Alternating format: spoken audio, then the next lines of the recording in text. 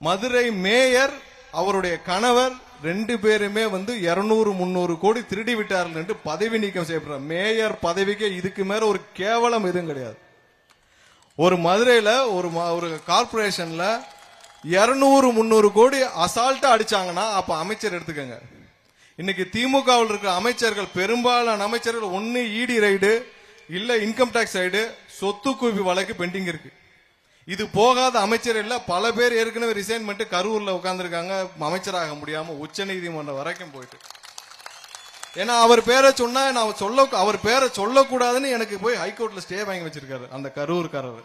அவர் பத்தி நான் பேசக்கூடாதுன்னு சொல்லி எனக்கு ஹைகோர்ட்ல ஸ்டே வாங்கி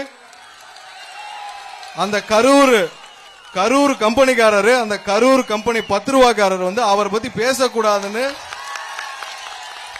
3 வருஷத்துக்கு முன்னாடியே ஹைகோர்ட்ல போய் ஸ்டே வாங்கி வச்சிருக்கிறாரு அந்த கரூர் 10 ரூபாய் கம்பெனிக்காரர். நம்ம எதுனாலும் சட்டபூர்வமாக ஹைகோர்ட்டை மதிக்கணும்ல, உயர்நீதிமன்றத்தை மதிக்கணும். பேசக்கூடாதுன்னு சொல்லிட்டாங்க, பேரை சொல்ல வேணாம், கரூர் 10 ரூபாய்க்காரன்னு சொல்லிடுவோம்.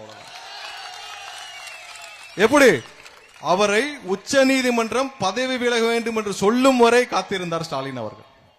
ஒருத்தரை பதவி விலகணும்னு சொல்லி முடியும் வரை காத்திருந்து வெளியே வந்த உடனே ராஜ மரியாதை. எப்படின்னா அவர் வீட்டுக்கெல்லாம் போக மாட்டார், சிறையிலிருந்து வெளியே வந்த உடனே ஹோட்டல்ல தங்கியிருக்காரு. ஏன்னா போனா அமைச்சராதான் போவேன்னு சொல்லிட்டு ஹோட்டல்லே தங்கியிருந்து உடனே அமைச்சராக்கப்பட்டார். மீண்டும் உச்ச நீதிமன்றம் தலையிட்டு அமைச்சர் பதவியிலிருந்து தூக்கியது. அது மாதிரியான அமைச்சர்களை நிரந்தரமாக இந்த தீய சக்தி இந்த திமுகவை ஒட்டுமொத்தமாக நம்ம வீட்டுக்கு அனுப்பணும்னா நம்ம எல்லாரும் வாக்களிக்கும் உரிமையை சரியா வச்சுக்கணும். இப்ப சகோதரர் விக்னேஷ் அவர் சொன்னார் 30 ஓட்டு 40 ஓட்டுல வாக்காளர்கள் இழந்திருக்காங்கன்னு சொல்லிட்டு, ஒவ்வொருத்தரும் அவங்க அவங்களுடைய வெற்றி வாய்ப்பை இழந்திருக்காங்கன்னு சொல்லிட்டு. அதுதான் உண்மை, அதுதான் இவங்களுக்கு. ஏன்னா உங்களுக்கு தெரியும் எந்தெந்த ஊர்ல எந்தெந்த தொகுதியில எவ்வளவு வாக்குகள் வித்தியாசத்தில் இவர் ஜெயிச்சாருன்னு. இப்ப அவர்களுக்கு இருக்கும் மிகப்பெரிய சவாலே தமிழக வெற்றி கழகம் மட்டும்தான். அவங்களால எலெக்ஷனை கணிக்கவே முடியல.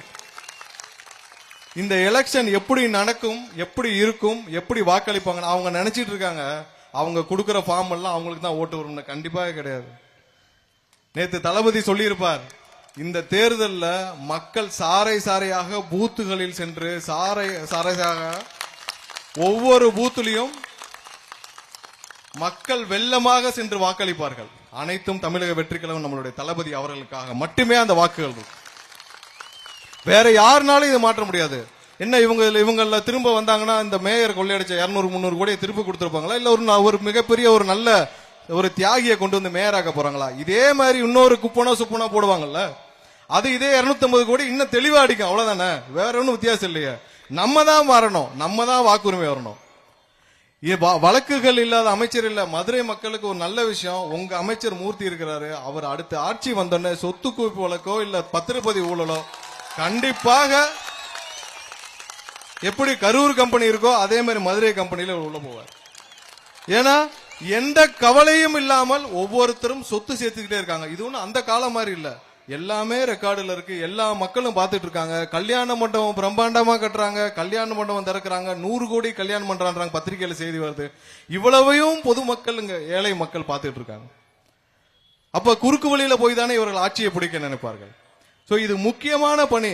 எஸ்ஐஆர்ல இன்னைக்கு தீவிர வாக்காளர் திருத்தத்தை நம்ம ரொம்ப சீரியஸா எடுத்துக்கணும். அதனாலதான் தளபதி அவர்கள் நேத்து அந்த காணொலியில சொல்லியிருப்பார், ஒவ்வொருத்தருக்கும் நம்மளுடைய ஜனநாயக கடமை இது.